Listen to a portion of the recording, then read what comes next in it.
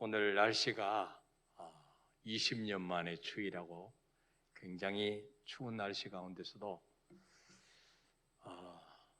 또 사명 감당하기 위해서 우리 방송팀들, 또 우리 찬양팀들 나와주셔서 감사합니다. 또 가정에서 온난으로 예배드리는 우리 성도님들 주의 이름으로 사랑하고 축복합니다. 하나님을 잘 믿는다고 자부하는 사람에게도 때로는 하나님이 안 믿어지는 순간이 올 때가 있습니다. 하나님이 정말로 살아 계실까? 하나님은 정말 사랑의 하나님일까? 하나님이 계신다면 왜 내 삶 속에 이런 일이 끊이지 아니하고 계속해서 일어날까? 하나님이 계신다면 왜 그렇게 오랫동안 기도했는데도 하나님은 응답하지 아니하실까? 이런 신앙의 회의가 올 때가 있습니다. 다윗도 지금 그와 같은 갈등을 하고 있습니다. 자, 1절, 2절에는 다윗이 어느 때까지니까? 라는 질문을 4번이나 반복해서 주님께 묻고 있습니다. 주님, 어느 때까지 나를 잊으시나이까? 정말 나를 영원히 잊으십니까? 주의 얼굴을 나에게서 어느 때까지 숨기시겠나이까? 기도에도 응답이 없다는 거죠.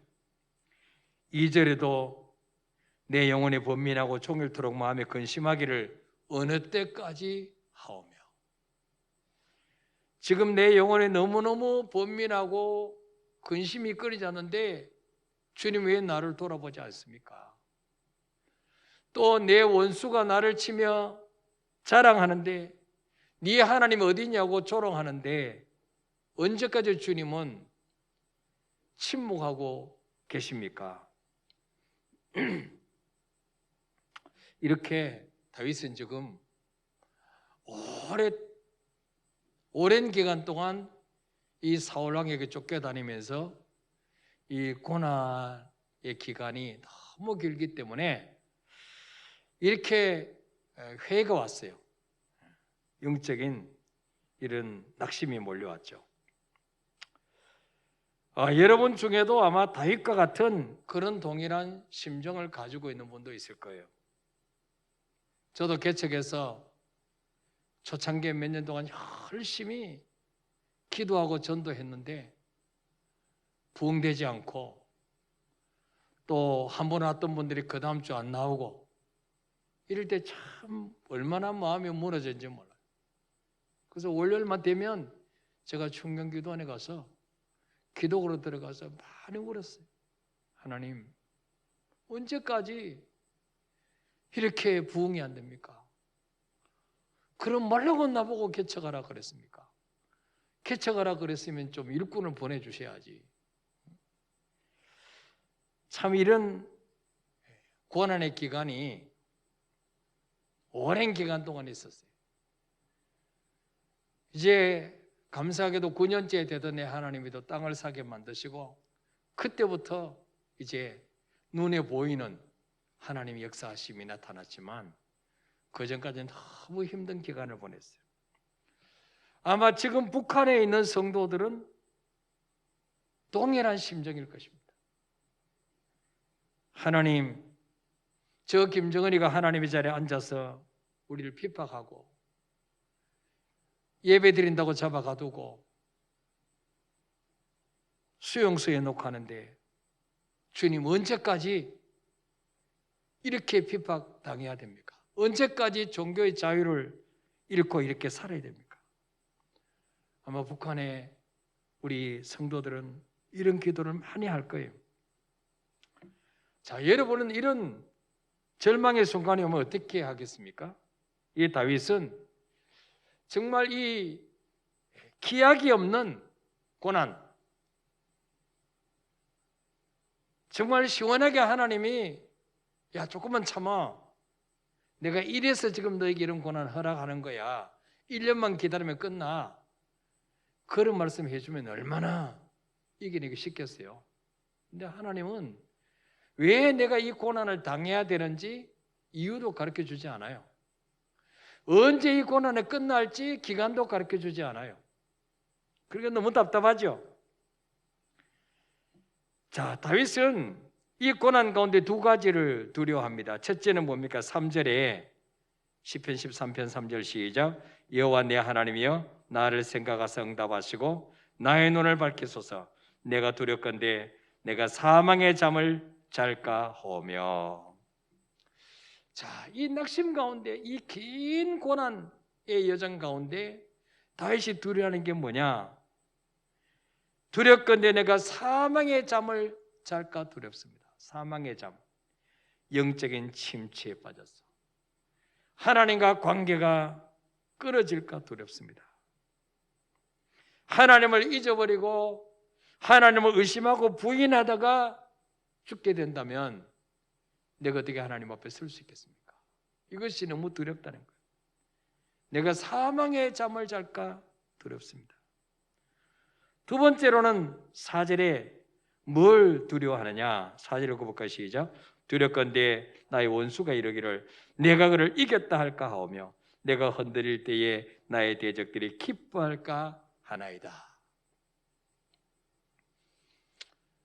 하나님을 모르는 자들이, 하나님을 인정하지 않는 자들이 저 다윗 저거 하나님 믿는다고 했는데 저거 별것 아니네.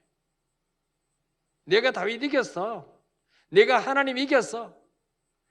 이렇게 하나님의 영광의 땅에 떨어질까 두렵고 또 내 대적들이 내 마음이 이렇게 흔들리고 믿음이 흔들리는 거 보면 저 다윗 저거 뭐 믿음 좋은 줄 아는데 별것 없네.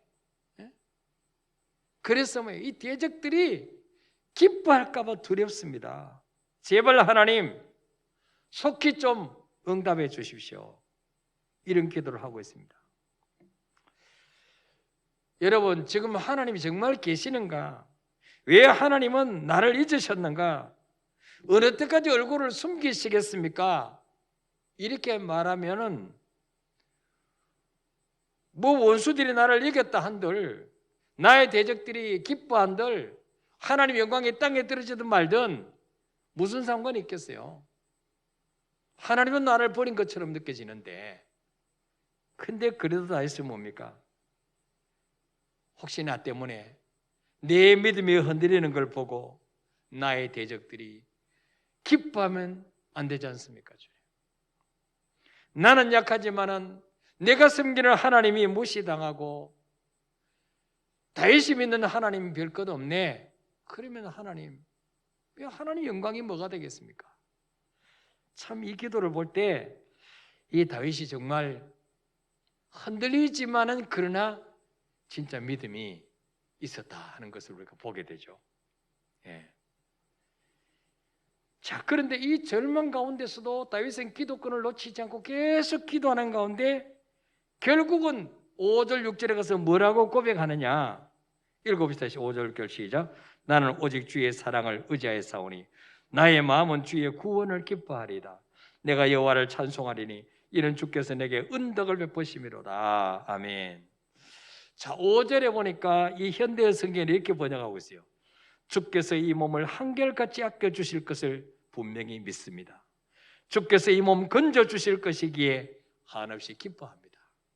6절에도 넉넉한 사랑으로 맞아주시는 여호와 우리 주께 찬양 드립니다. 정말 하나님이 얼굴을 숨기신 것처럼 보이고 나를 잊은 것처럼 보였지만 원수가 언제까지 나를 치고 자랑하고 하나님을 무시할 것처럼 보이지만 그러나 기도권을 놓지 않고 계속 기도했을 때 마침내 다윗에게 확신이 왔습니다. 주께서 이 몸을 한결같이 아껴주실 것을 분명히 믿습니다.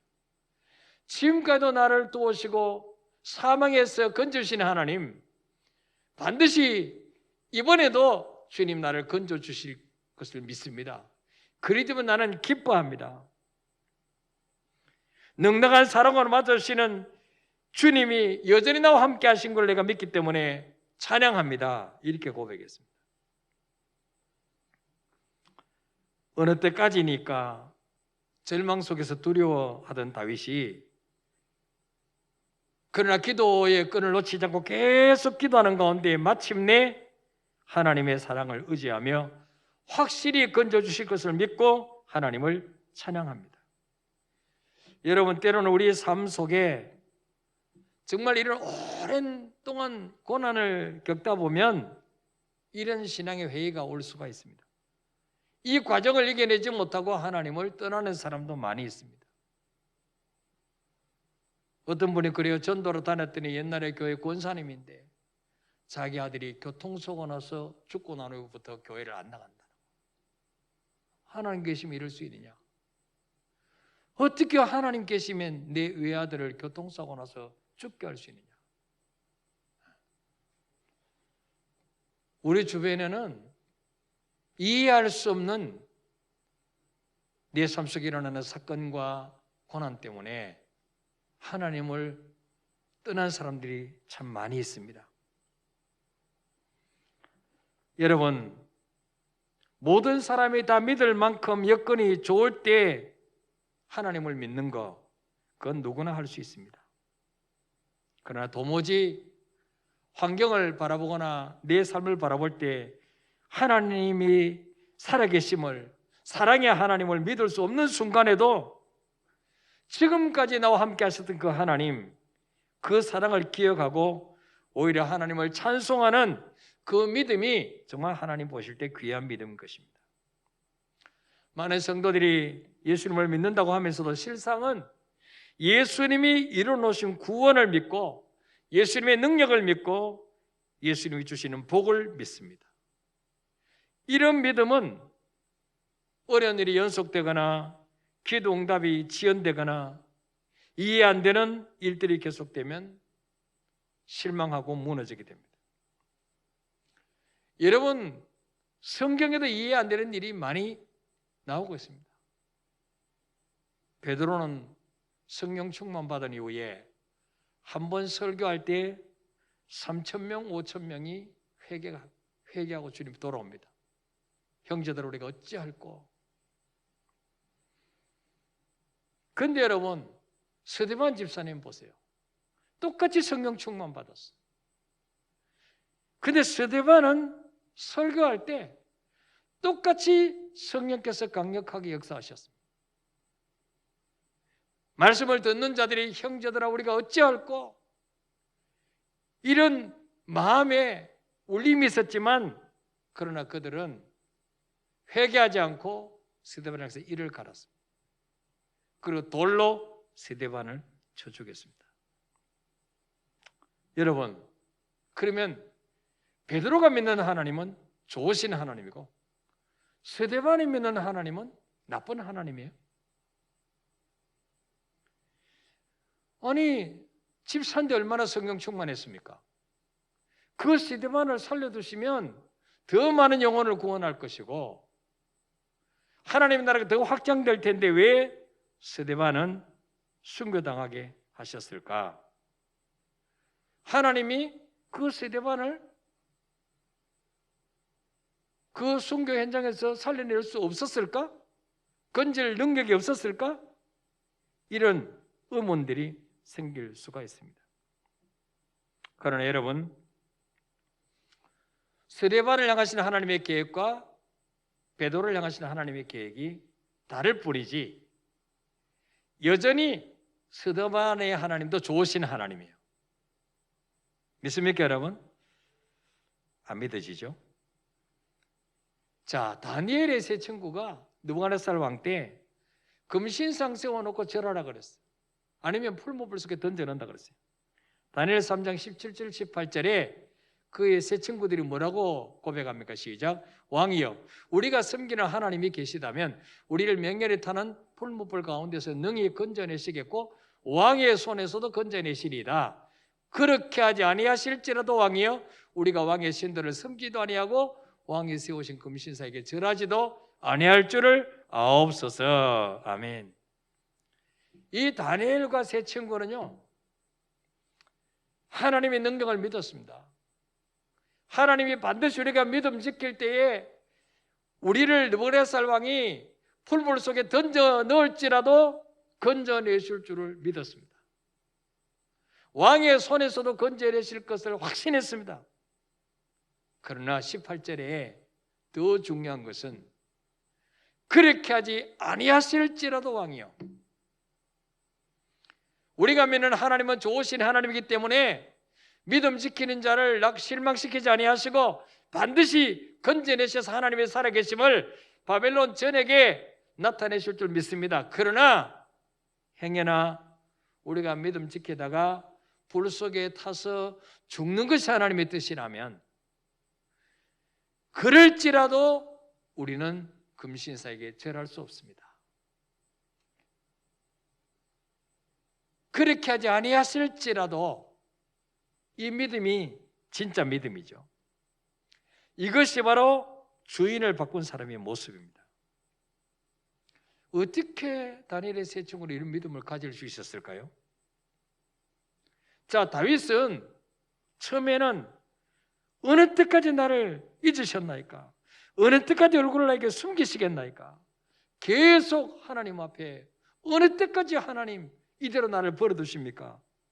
이렇게 원망 비슷한 탄식을 해놓고 어떻게 해서 5절 6절에 가서는 주님이 여전히 한결같이 나를 사랑해 주시고 원수의 손에서 건져 주실 것을 내가 믿습니다. 그리고 그 주님을 찬양합니다. 이렇게 고백할 수가 있었을까요? 자, 3절에서 우리가 해답을 얻을 수 있어요. 3절 다시 읽어봅시다. 시작. 여호와 내 하나님이여 나를 생각하사 응답하시고 나의 눈을 밝히소서. 두렵건대 내가 사망의 잠을 잘까 하오며. 아멘. 따라합시다. 나를 생각하사 응답하시고 나의 눈을 밝히소서. 여러분, 모든 것이 다 캄캄하고 하나님이 안 계신 것 같지만 하나님 저의 눈을 열어주셔서 하나님의 계획을 보게 하여 주옵소서. 왜 내가 이 고난을 계속해서 당해야 되는지, 왜 이 고난 속에서 내가 기뻐하며 하나님을 찬양해야 될지 내 눈을 열어서 좀 보여주십시오. 하나님 좀 이해 좀 시켜주십시오. 이렇게 기도했다는 거죠. 그때 하나님이 다윗의 눈을 열어주셨다는 거예요. 다윗아, 지금 이 고난이 내게 꼭 필요하기 때문에 이 고난 주는 거야. 지금까지도 잘 이겨냈잖아. 지금까지 사울왕이 군사 3,000명이 끌고 너를 죽이려고 얼마나 애워쌌지만 너 안 죽었잖아. 때로는 내가 너를 잊은 것처럼 보이고 내 얼굴을 네게 숨긴 것처럼 보이지만 여전히 나는 너와 함께 있어. 이 확신을 주셨던 것 같아요. 우리 천국 가면 물어보면 알죠. 그러니까 5절 6절에 찬양을 하게 될 다윗이. 여러분, 아까 제가 말씀드렸던 스데반, 하나님 능력이 부족해서 죽게 버려두셨을까요? 우리는 이해가 되지 않습니다. 자, 그러면 스데반이 죽을 때 정말 하나님을 원망하며 불평하며 죽었습니까? 아니죠. 사도행전 7장 55절 56절 한번 읽어볼까요? 시작. 스데반이 성령 충만하여 하늘을 우러러 주목하여 하나님의 영광과 및 예수께서 하나님 우편에 서신 것을 보고 말하되 보라 하늘이 열리고 인자가 하나님 우편에 서신 것을 보노라 한데. 아멘. 스데반이 죽는 순간에 성령이 충만했다. 하나님을 향한 털끝만큼의 불평이나 원망이나 하나님 내가 뭘 잘못했는데 죽게 내버려 두십니까? 하나님 전능하신 분 아니십니까? 저들을 벼락을 내려서 죽일 수도 있지 않습니까? 왜 나를 버리십니까? 이 고백한 게 아니고 성령 충만해서 하늘을 우러러 주목하면서 하나님의 영광과 예수께서 하나님의 우편에 서신 것을 봤다는 거예요. 하나님이 스데반의 눈을 열어주셨어요. 영적 눈을 열어주셨어요. 하늘 문이 열리고 천국이 있는 것을 보여주셨어요. 예. 그리고 얼굴이 천사처럼 빛났습니다. 그리고 7장 60절에 보니까 원수들을 향해서 무릎을 꿇고 이렇게 기도합니다. 주여, 이 죄를 그들에게 돌리지 마옵소서. 예수님 십자가 죽으실 때 똑같이 지금 스데반이 성령 충만해서 순교합니다. 어떻게 이렇게 할 수가 있었을까요?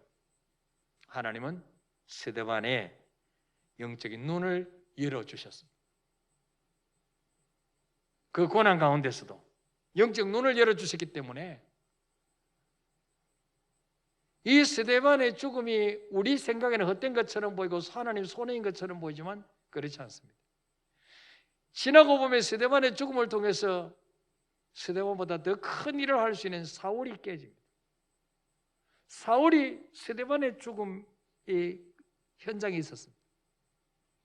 그걸 보고 사울이 충격받죠. 도대체 스데반이 믿는 예수는 어떤 예수길래 저렇게 돌에 맞아 죽으면서 얼굴이 천사처럼 빛날 수 있냐. 그 스데반의 죽음을 봤던 많은 사람들이 그 후에 주님 앞에 돌아왔습니다. 예. 노진준 목사님이라고 아주 유명한 목사님이 있어요. 지금 유럽, 미국 이런 데서 코스타 강사로 다니시는 분인데 이분이 8개월 생후 8개월 때 이 소아마비 이 장애라는 게 판정이 났어요. 그 어머니가 그 어린 아들을 얻고 기도원이라는 기도는 다 쫓아다녔어요. 유명한 목사님 안수는 다 받았어요. 안 다닌 데가 없어요. 안 받은 데가 없어요. 그래서 고1 때 이분이 목사 되기로 서원했습니다. 왜? 내가 목사 되면 한 4달에 고쳐주실 거야. 이런 확신이 왔습니다. 그런데 그렇게 기도하고 그렇게 부르짖어도 하나님이 안 고쳐주시는 거예요. 소아마비를. 어느 신유 집회에 갔는데 강사는 그런 말씀합니다. 누구든지 믿음으로 기도하면 무슨 병이든지 다 고쳐주십니다. 화가 났어요. 내가 지금까지 한두 번 기도한 줄 아냐고.